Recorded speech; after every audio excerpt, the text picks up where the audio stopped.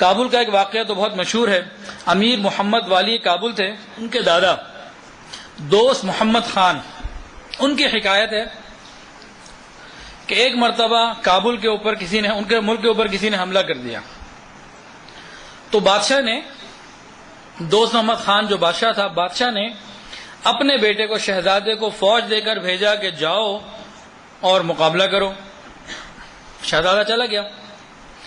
اب اس زمانے میں جو بھی CID کا نظام تھا اور جاسوس ہوتے تھے وہ خبریں دیتے تھے. کچھ دنوں کے بعد بادشاہ کو خبر ملی کہ شہزادہ پیٹھ دکھا کے بھاگ گیا ہے اور ہمیں شکست ہو چکی ہے، شہزادہ واپس آ رہا ہے. بادشاہ بڑا پریشان، بہت غمگین، چہرہ اتر گیا. اسی غمگین بوجھل چہرے کے ساتھ وہ اپنے گھر آیا.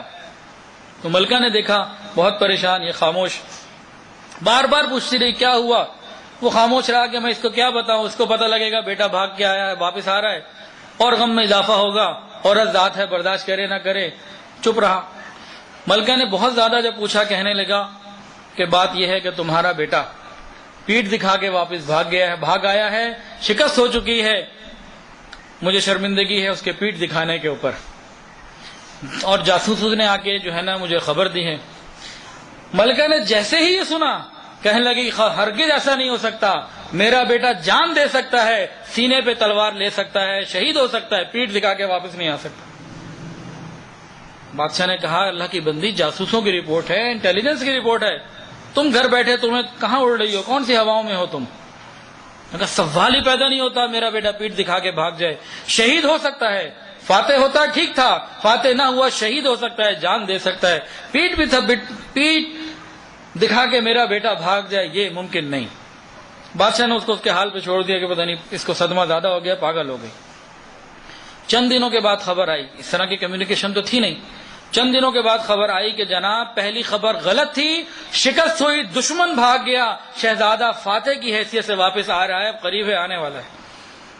یہ بڑا خوش ہوا، حیران ہوا، اور سیدھا دوڑا ہوا آیا اپنی بیوی کے پاس، ملکہ کے پاس، کہ بھئی میری انٹیلیجنس فیل، جاسوس فیل، سب مشینری گورنمنٹ کی فیل، تمہیں کیسے معلوم ہوا؟ بیٹا تو واقعتاً پیٹھ دکھا کے نہیں بھاگا، فاتح واپس آ رہا ہے. اس نے کہا بس میں نے جو کہنا تھا کہہ دیا. اب یہ پیچھے پڑ گیا کہ بتاؤ مجھے. میں کہا نہیں بات تھی ختم، میرا اور میرے اللہ کا معاملہ ہے. میں کہا نہیں مجھے وجہ بتاؤ، آخر کیا بات تھی؟ تو ماں نے بتایا کہ بات یہ تھی کہ جس دن سے میرے پیٹ میں آیا تھا میں نے حرام غذا نہ کبھی کھائی، اور جب یہ پیدا ہوا زندگی بھر اس کو حرام نہیں کھلایا، تمہارے خزانے کبھی نہیں کھلایا، میں نے اس کو ہمیشہ حلال کھلایا. تو حلال کھانے والا شہید تو ہو سکتا ہے، پیٹھ دکھا کے واپس نہیں آ سکتا. اگر ہم بھی حلال کھائیں اور کوشش کریں، اپنے کاروبار کو صاف کرنے کی کوشش کریں، ابھی زندگی میں موقع ہے، موت سے پہلے ہم اپنے آپ کو صاف کرنے کی کوشش کر لیں، پھر دیکھیں یہی دکان ہوگی اور موت کے بعد انبیاء کے ساتھ کھڑے ہوں گے.